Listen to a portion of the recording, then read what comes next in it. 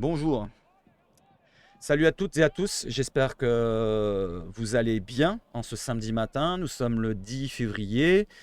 On se retrouve pour un point, c'est pas un point marseillais aujourd'hui, ça va être spécial. Je vous ai dit que finalement sur les rencontres comme cela, j'en avais marre de les faire comme ça le lendemain. Je vais changer de domaine, on va changer les points marseillais, ça sera différent. Et on part directement sur le vif du sujet, la crise OM. Il y a une crise actuellement, il y a une crise, on y est dedans, voilà, faut plus se leurrer maintenant, on y est dedans. Gattuso l'a même dit pendant la conférence de presse, avec tout ce qui s'est passé, en interne, même en externe, en ce que vous voulez, je m'en fous, mais ce qui s'est passé, même avec le dossier Klos, qui pourtant devrait être géré en interne, eh ben on l'a fait fuiter, ça a posé des problèmes. Mais on ne va pas parler du mercato, de ci, de là, on va parler de la situation du club. Qu'est-ce qu'il faut faire pour que ça change, pour qu'on ait des résultats face à des équipes carquées, normalement qu'on doit battre à domicile, qu'on doit gagner contre eux. Metz, je suis désolé, les amis, ils sont à 11 contre 10 pendant plus d'une heure, et ils n'arrivent pas à avoir plus de 2 occasions dans la rencontre. Ils restent derrière comme des CRS à mettre leur barrage comme ça, et ils attendent que ça se passe. Voilà. Et nous, on ne trouve pas la solution. C'est qu'on n'a peut-être pas la qualité des joueurs. C'est ce qui manque peut-être à l'OM. Donc on n'a pas la qualité. On a un coach qui fait des choix, bon, à sa sauce, il veut son 4-3-3, mais il met les joueurs peut-être à la mauvaise place. Et on a une direction qui fait n'importe quoi, avec une gestion estivale, j'en ai parlé plusieurs fois, qui a été ratée complètement. On part d'un coach Tudor, on va sur un Marcelino avec son jeu rock'n'roll plutôt jazzy plutôt, et avec des joueurs qui sont achetés trop cher, qui sont achetés pour des paris, pour des anciens joueurs, des anciennes gloires, des Aubameyang, anciennes gloires, des paris comme Iliman Ndiaye ou Ismail Assar qui viennent de Ligue 2. Voilà, ils viennent de Ligue 2 anglaise, hein. Ils n'ont jamais joué en Première Ligue. Au moins pour Iliman Ndiaye, il n'a jamais joué en Première Ligue, si je ne me trompe pas. Voilà, et des autres joueurs qu'on a recrutés, qui n'ont pas remplacé ceux qu'on a fait partir.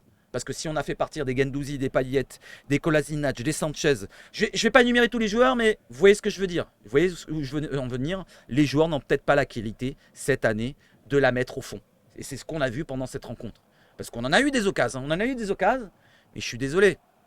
Aziz Benahi, tu tricotes bien le ballon. Tu as 95-97% de précision de passe. D'accord, il n'y a pas de souci. Tu es précis sur tes passes.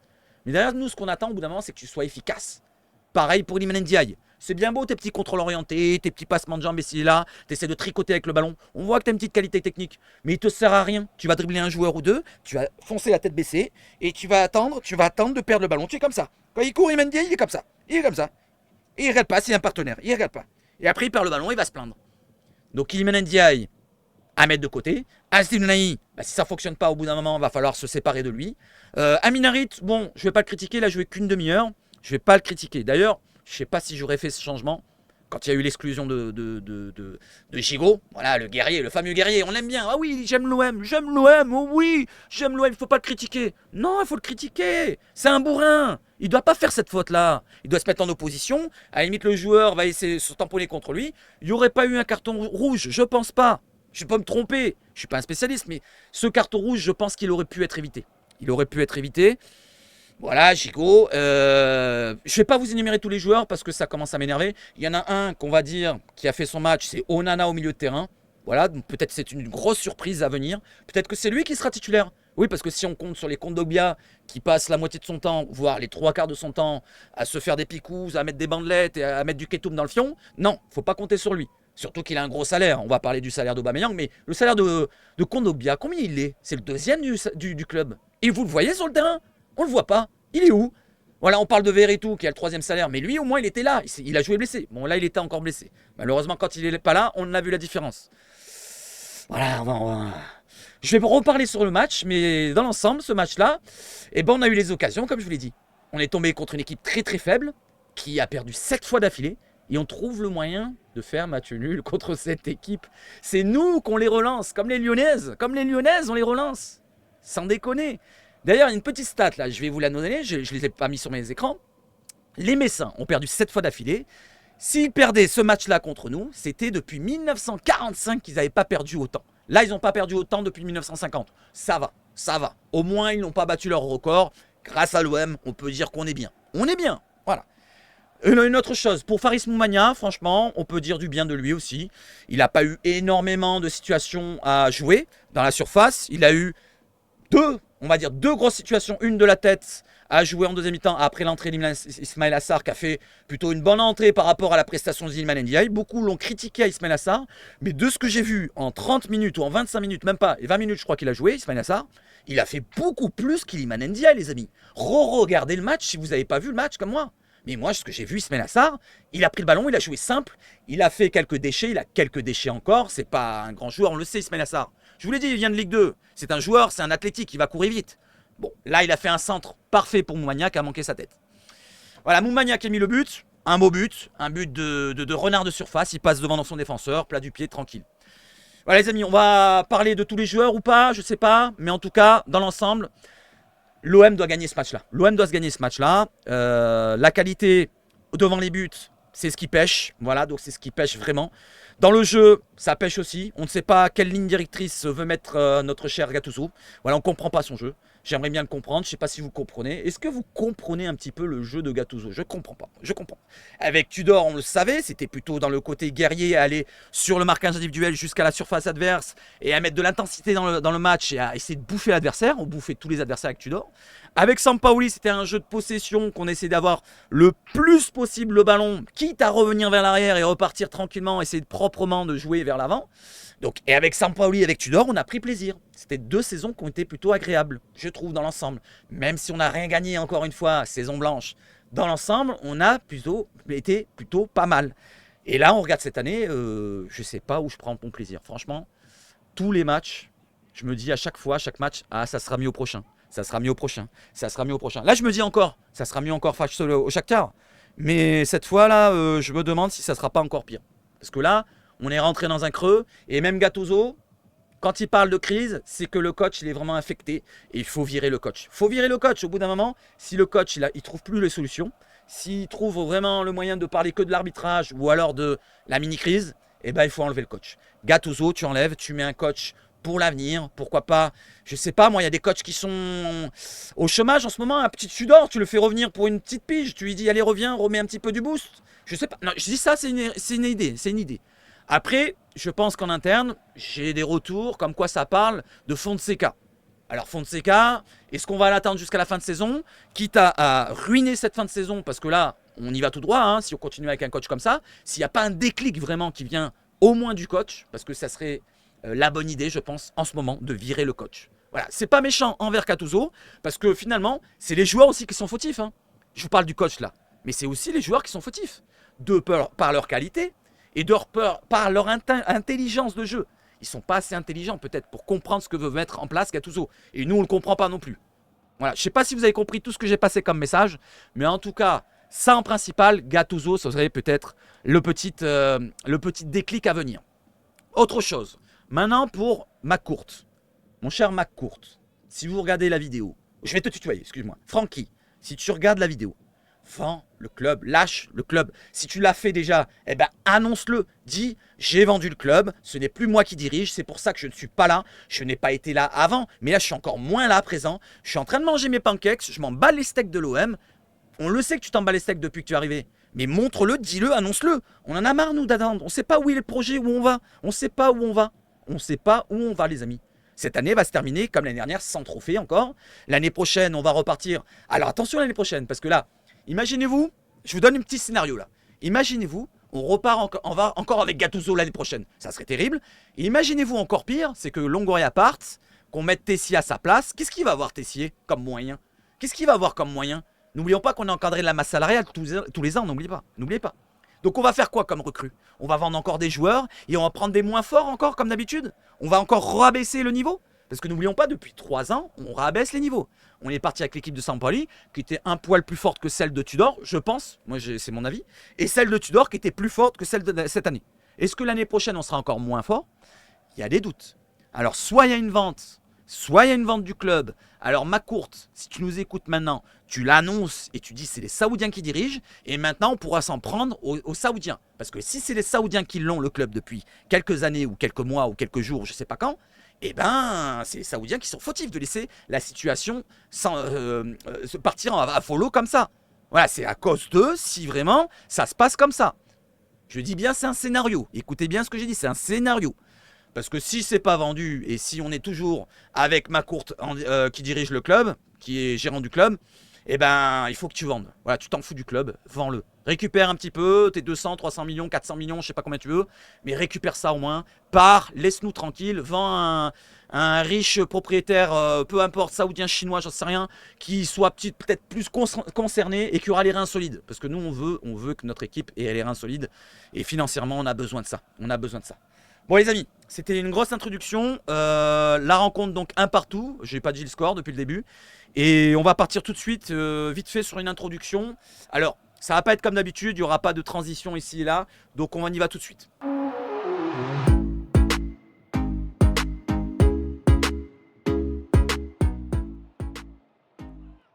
Alors on y va tout de suite les amis pour l'éphéméride. Je voulais pas la mettre parce que je voulais parler que de la rencontre, mais on respecte les anciens olympiens. Donc les anciens olympiens qui sont nés le 10 février, nous avons Vedran Rougneux, gardien de but dans les années 2000 si vous vous souvenez bien. Maurice Fraissinet, les amigos. Je vais revenir sur les joueurs, vous inquiétez pas, je vais revenir sur les joueurs, je vais retaper un petit peu sur les joueurs. Mais d'abord regardez les banderoles avant la rencontre les amis. Honte à vous tous, c'était avant le match et je pense qu'on aurait pu le mettre après le match. Honte à vous tous les amis. Derrière, Macourt, 8 années d'échec. Voilà, je viens de faire un résumé plus ou moins. Et de négligence. C'est surtout le mot négligence qui est important. Les années d'échec, on a l'habitude. Avec le passé, Margaret Lourdes-Dreyfus, on a passé 17 années sans trophée avant qu'on gagne le 2010. Est-ce qu'on va faire encore 17 années les amis? C'est la question qu'on doit se poser. N'oublions pas que ça fait depuis le 2012. 2012, ça fait 12 ans cette saison. 12 ans qu'on n'a rien gagné. Donc si on va jusqu'à 2029, ça fera 17 ans. Donc il faudra attendre encore 5 ans. Dans 5 ans, on peut se dire pourquoi pas, on peut gagner un trophée. Voilà, est-ce que ça vous suffit ça? Est-ce que ça vous suffit les amis? Allez, derrière un autre message, cette fois pour Longoria. Comment qualifier l'institution de primordiale quand on l'abandonne? Et oui, parce que Longoria, finalement, on le voit de moins en moins aussi. Mais c'est plus pour Macourt que je dirais ça, l'abandon de Macourt. Mais Longoria, quand on le voit faire cette interview pour se protéger et dire non, non, je resterai. Un club, ça doit être dirigé sur les 20 ans du côté de ce foot et sous et là, et là, là. Et certains qui croient, qui gobent. Ça m'énerve, ça m'énerve. Voilà, Longoria, on le voit que c'est un requin. On le voit arrêter de croire à tout ce qu'il vous dit, les amis. Oh, sérieusement, quand il vous parle de Guendouzi, comme quoi lui, il est venu le voir en hiver pour dire non, je veux partir, c'est surtout parce qu'il jouait pas à ce moment-là. Et après l'été, quand Tudor, on le savait qu'il allait partir, il aurait pu le retenir, Matteo Guendouzi. Il aurait pu lui dire, bah écoute, maintenant que Tudor est parti, tu peux rester chez nous. Mais non, c'est pas ça le problème. Faut penser aussi que Longoria, il veut du pognon. Il voulait vendre Guendouzi. Voilà, il a dit ça pour un petit peu se protéger, pour Guendouzi qui voulait partir l'hiver. Mais n'oublions pas qu'il veut le pognon de Guendouzi. Oh les amis, vous avez pas réfléchi à ça ou quoi? Certains qui gobent comme ça. Oh Longoria. Sérieusement. Oh, vous m'énervez tous là. Allez, je suis désolé, mais je suis énervé envers tout le monde là. Les joueurs, vous, le staff et tout. Je suis comme ça. Là, je suis dans la nuit. J'arrive pas à dormir et j'ai fait cette vidéo là pour vous. De belles paroles depuis juillet pour un fiasco dès février. Maintenant, taisez-vous et agissez. On va dire que finalement, dans l'ensemble de la rencontre, ils sont un petit peu bougé le fion, mais ça n'a servi à rien parce qu'il n'y a rien qui est construit. On dirait qu'il n'y a pas de ligne directrice, comme je vous l'ai dit, par rapport au coach. Et cette fois, c'est ce que je vous dis, il faut qu'il y ait un autre coach qui amène autre chose. Directement, maintenant. Je vous dis, même si on repart avec une autre idée de jeu, je le dis que c'est maintenant. Parce qu'avec Gattuso, il n'y a rien qui a été construit. On a l'impression que, finalement, de Marcelino à Gattuso, bah, qu'est-ce qu'il y a de nouveau, les amis? Des fois, on peut gagner un match, on ne sait pas de quelle manière. L'autre match, on peut faire match nul, on ne sait pas de quelle manière. Il n'y a jamais de match qui se ressemble avec Gattuso depuis qu'on a commencé. Dites-moi si je me trompe, mais est-ce qu'il y a un match que vous vous rappelez vraiment avec un autre match juste après, que c'était le même, avec une domination, surtout, parce qu'on ne va pas parler de plus mauvais match. Mais moi, je ne me rappelle pas. Avec Gattuso, je parle. Il a joué quand même, il a dirigé quand même 21 ou 22 matchs, je ne sais plus. On va aller voir combien il a dirigé de matchs. Mais ça fait beaucoup de matchs. Donc de belles paroles depuis juillet, un fiasco. Dès février, maintenant agissez. Taisez-vous et agissez. Je reviens sur les banderoles, excusez-moi, je reviens, tchac. Voilà, j'ai mis toutes les banderoles, c'est bon, on passe à autre chose. N'oubliez pas que porter ce maillot est une chance. Lui faire est honneur est un devoir, alors bougez-vous. On ne peut pas dire qu'ils ne sont pas bougés, mais s'ils n'ont pas la qualité aussi au bout d'un moment, voilà, on ne peut pas faire autrement les amis. Soyez des hommes, respectez votre parole. Ils les ont respectés ou pas? Je sais pas. Je sais pas. Il n'y a pas eu le résultat. Voilà, on leur a relancé à Metz. Et finalement, quand on peut regarder ça, ben finalement, non, ils n'ont pas respecté. Allez, maintenant, on fait un petit point classement. Et après, on va reparler de la rencontre. Donc, l'OM, avec ce match nul contre Metz, qui sont en bas, là, 16e, vous voyez bien. Ils avaient perdu 7 matchs. Hein. Regardez, tout le rouge, il y a un gris. Et c'est l'OM qui leur a donné le gris. Voilà, parce que le rouge, c'est les défaites. Le gris, c'est match nul. Match nul, c'est comme une défaite pour moi. Hein. Match nul, 1 point, on n'avance pas. Regardez au classement, l'OM est 7ème avec 30 points. L'OM avec un match d'avance sur Reims, un match d'avance sur Rennes, peut être 9ème demain. Et oui, parce que si Rennes gagne et que Reims gagne, eh ben les deux équipes passent devant nous. On va voir, tiens, contre qui jouent les Rennais et les Rémois. Avant cela, on regarde Lens. Lens en gagnant demain, ils auraient 5 points d'avance. Monaco en gagnant demain, ils auraient 8 points d'avance. Lille en gagnant demain, ils auraient 8 points d'avance. Brest en gagnant demain, ils auraient 9 points d'avance. Et encore pire, Nice en gagnant, c'est contre Monaco, je crois que c'est le derby, ils auraient gagné 12, ils auraient 12 points d'avance, les amis. 12 points d'avance, c'est 4 victoires, 4 défaites d'un côté. Donc autant dire, il faudra au moins une dizaine de rencontres. Et c'est ce qui nous reste pour voir un petit peu peut-être un retour. Mais j'y crois pas. J'y crois pas, les amis. J'y crois pas du tout. Allez, on regarde les matchs vite fait pour voir un petit peu les équipes qui sont derrière nous, hein, pour voir si on va passer 9ème. Alors, Rennes et Reims, j'allais dire. Rennes se déplace au Havre. On peut dire que Rennes, ils sont en forme avec le nouveau coach. Eux, ils ont changé le coach peut-être au bon moment. Ils ont choisi le bon coach qui connaissait le club, en parlant de Stéphane. Donc, il a amené de bonnes choses. Ils ont fait un bon recrutement. Et Rennes, en gagnant, ils passent devant l'OM. Reims, en gagnant à Lorient. C'est une équipe faible aussi, Lorient. Ils peuvent passer devant l'OM. Donc, je vous annonce qu'on va terminer peut-être 9ème en cette fin de 21e journée. 9ème, ça vous suffit? C'est moitié du 18e. Hein. Moitié du 18e, on sera au milieu du milieu. Les amis, on parle de la rencontre. Donc, on est parti sur un 4-3-3. Vous voyez les compos. Donc, Paul Lopez au gardien. Gigot, qui est avec un S, mais il s'est fait expulser. Donc, on ne parle pas de lui. Article, c'est pourquoi ça veut dire article. Ah, c'est la traduction. C'est Klaus, Balerdi, Merlin, Harit, Onana, Unai, Aubameyang, Mumbagna et Ndiaye. Donc si vous voulez parler des joueurs, on regarde vite fait les notes du côté de l'équipe. Elles sont là. Voilà, n'hésitez pas à mettre pause si vous voulez regarder les notes. Je vais vous en parler vite fait. Donc on a Paul Lopez qui a 5, 6 pour Merlin, Balerdi 4, Klaus à 5, 6 Onana, 4 Unai, Harit pas noté vu qu'il a joué que 30 minutes, Aubameyang 5, 7 Mumbagna et 2 Ndiaye. Gattuso, je trouve qu'ils l'ont encensé, ils ont mis un 5. Pour ma part, il mériterait même pas un 3. Pour ma part. Après, pour la note de l'arbitre qui est tout en haut, 4. Ça mérite pas plus qu'un 3 aussi. Pourquoi? Parce que y a eu un penalty qui a été complètement oublié de la part de l'arbitre. Je sais pas si vous l'avez vu, cette faute-là sur Mumbagna, à la 30e ou juste après le carton rouge, je crois. C'est juste après le carton rouge de Gigot. Carton rouge qu'on peut dire entre deux pour ma part, hein, je reviens dessus. Mais le penalty sur Mumbagna, pourquoi ils l'ont pas appelé à la VAR? Soi-disant, la VAR, on regardait, ils ont checké. Et vous avez vu, il y a Ben Hadj qui a mis le doigt sur l'oreillette en direct. Donc apparemment, ils lui ont parlé à la VAR. Ils lui ont dit non, il n'y a pas penalty. Mais tu le vois qui accroche patte.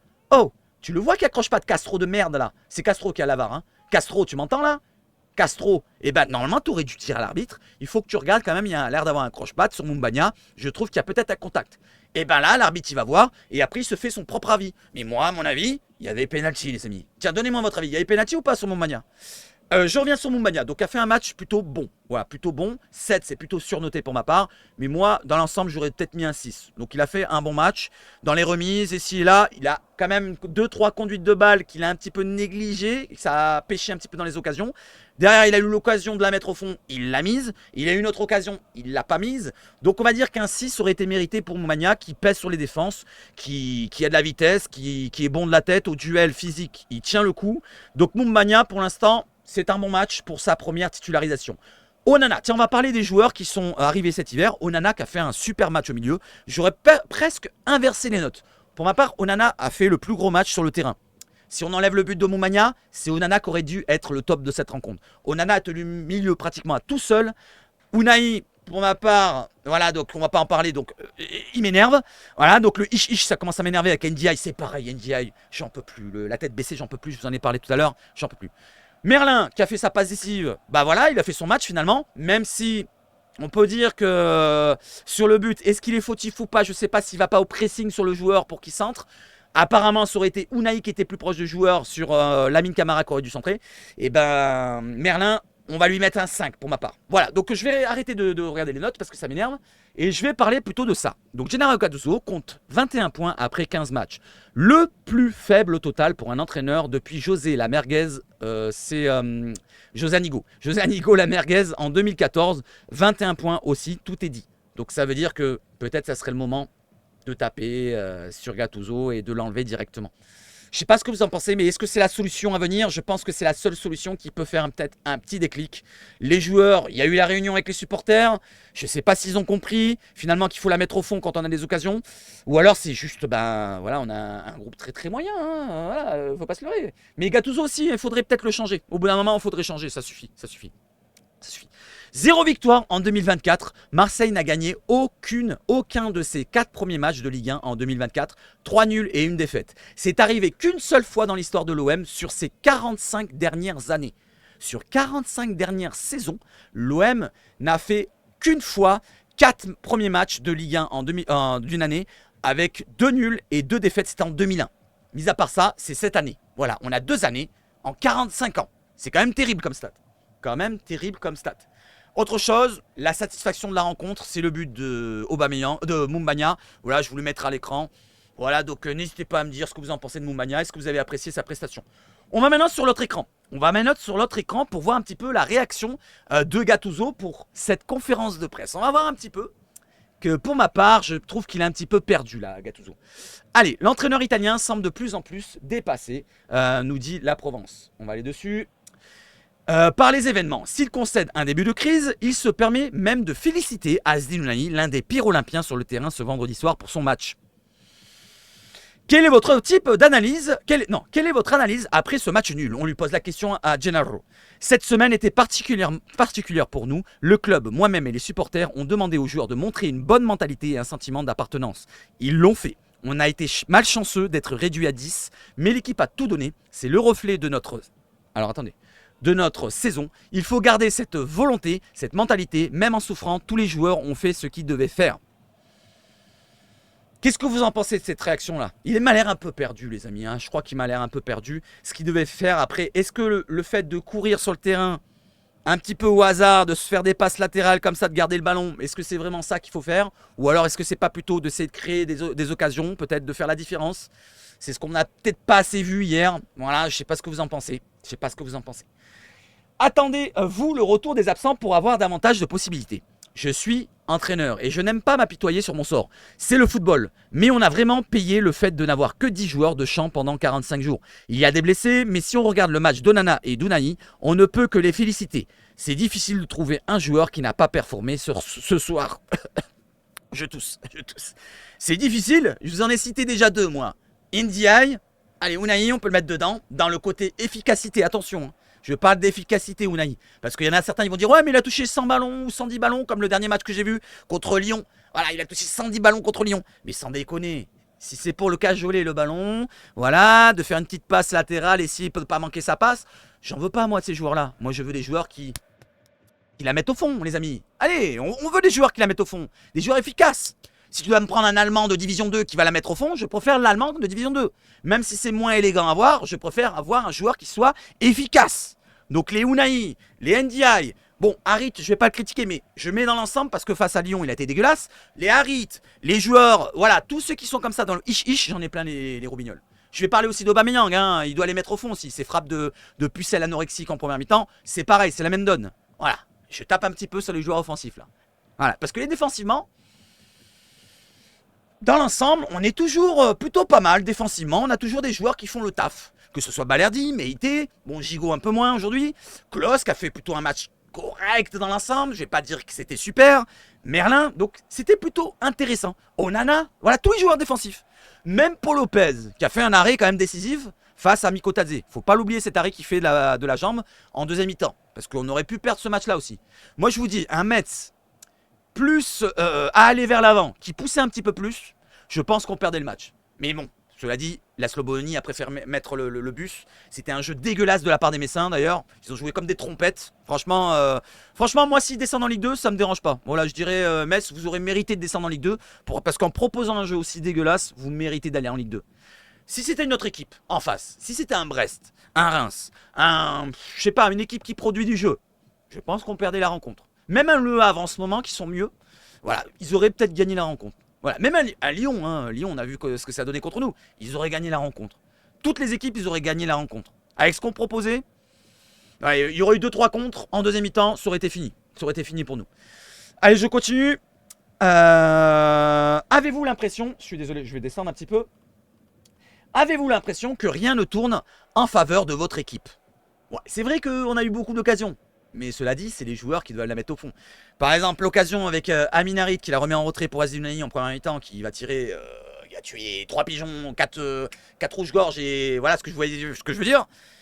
Cette occasion-là, il doit rentrer dans le ballon, mais le pied vers le bas, voilà, c'est pas mettre le pied vers le haut, le dos met en arrière.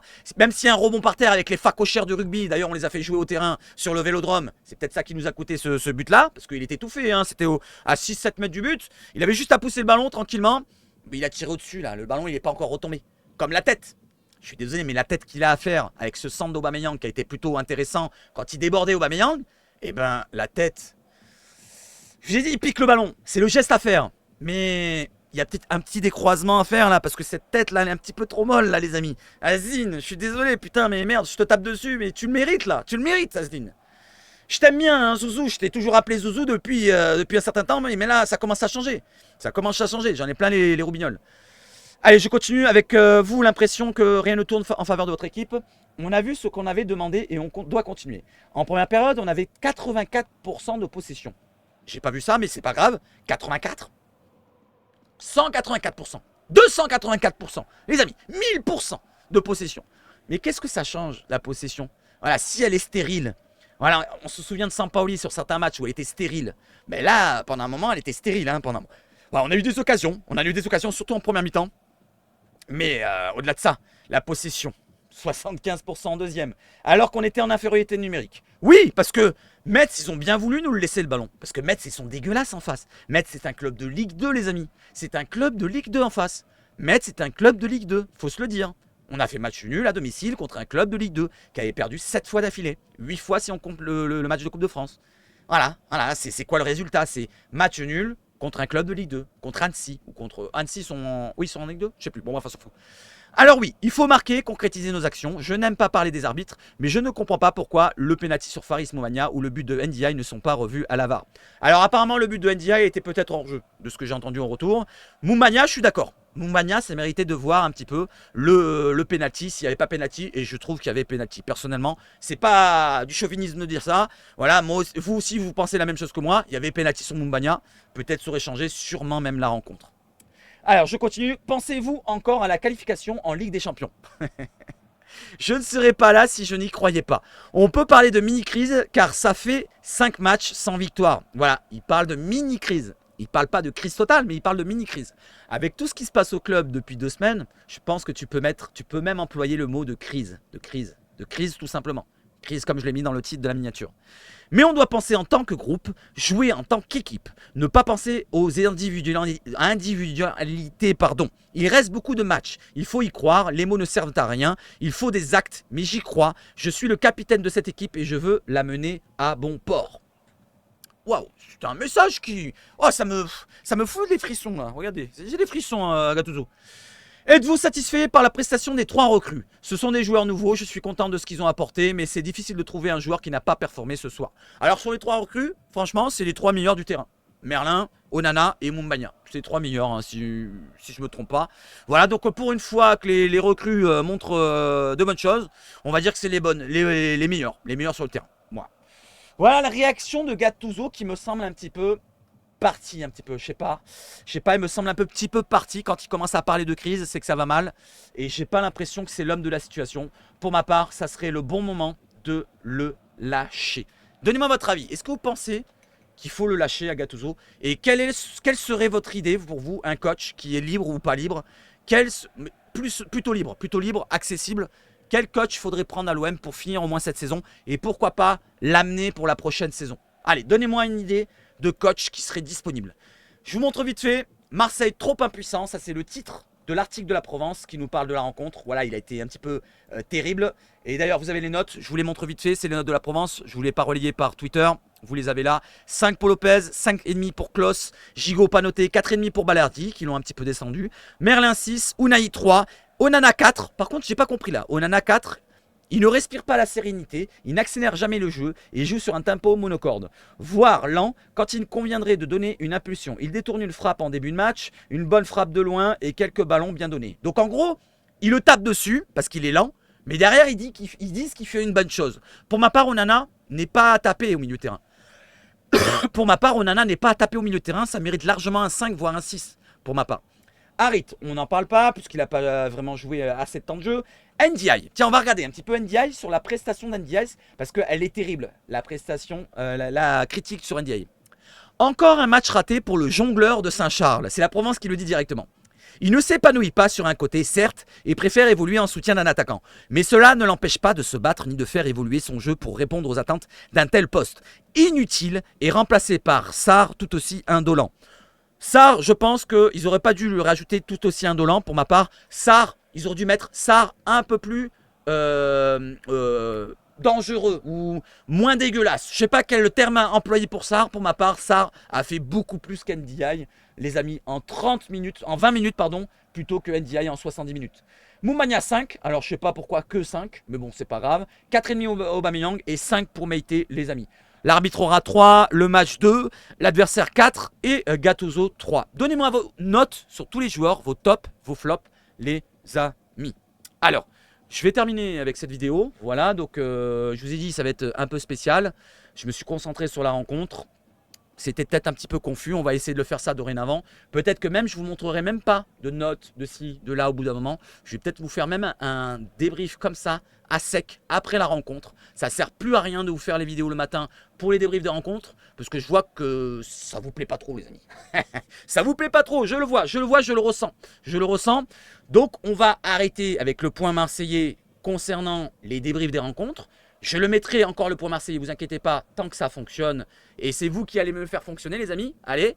Et je le mettrai jusqu'à quand ça fonctionne plus. Et comme je vous l'ai dit, hein, attention, moi YouTube au bout d'un moment, si ça me pète les couilles, parce que là je suis en train de souffrir avec mon OM, et si vous me faites souffrir aussi, eh ben on va arrêter tout. On va tout arrêter, vous allez plus me voir. Vous allez plus me voir. Je vais aller sur Twitch, je vais me détendre, je vais parler de mon OM avec ceux qui veulent me suivre. Si vous voulez me suivre sur Twitch, n'hésitez pas, hein, vous avez le lien dans la description. Et je continuerai sur Twitch tranquillement, tout seul, voilà, comme un grand. Voilà les amis, voilà, je suis tendu mais c'est comme ça, voilà. Et encore je me retiens, hein. Je n'ai pas envie d'insulter moi, je suis comme ça, je me retiens quand même pour les enfants qui regardent. C'est pas pour me lâcher parce que si je veux me lâcher totalement, je peux faire des insultes, hein. Je peux dire qu'ils aillent tous se faire enculer là, tous les joueurs, c'est de la merde, ils méritent pas d'être à l'OM, c'est ce joueur de merde. Voilà, quand on a des occasions autant franches, on doit les mettre au fond, voilà, donc c'est pas comme ça que je veux le faire, c'est pas comme ça que je veux le faire. Allez, je vous souhaite à toutes et à tous une excellente journée de samedi. On se retrouve demain pour un point marseillais. Si j'ai la force de le faire ce dimanche. Voilà, donc l'actualité, je ne voulais pas relayer. Je vous la relayerai demain. Je rajouterai peut-être ce que je n'ai pas relayé là. Mais il n'y a pas grand-chose à part parler de cette rencontre qui était encore dégueulasse de la part de notre OM. Voilà, on l'aime, notre OM. Mais l'OM qui rentre dans une crise, qui n'arrive pas à en ressortir. Alors, il y a beau avoir des mots de la direction, des coachs, des joueurs, des supporters. Mais au bout d'un moment, il faut faire un petit déclic. Je pense que la solution actuelle, c'est le coach. Tu vires le coach, on verra, ça fonctionnera ou pas, je ne sais pas. Ça fonctionne à Rennes, ça fonctionne d'autres équipes. À Lyon, ça a fonctionné avec Sage qui a remplacé Laurent Blanc. À Rennes, ça a fonctionné avec Genesio qui se fait remplacer par Stéphane. Pourquoi pas l'OM? Même si c'est plus compliqué à l'OM, on le sait, le contexte est différent.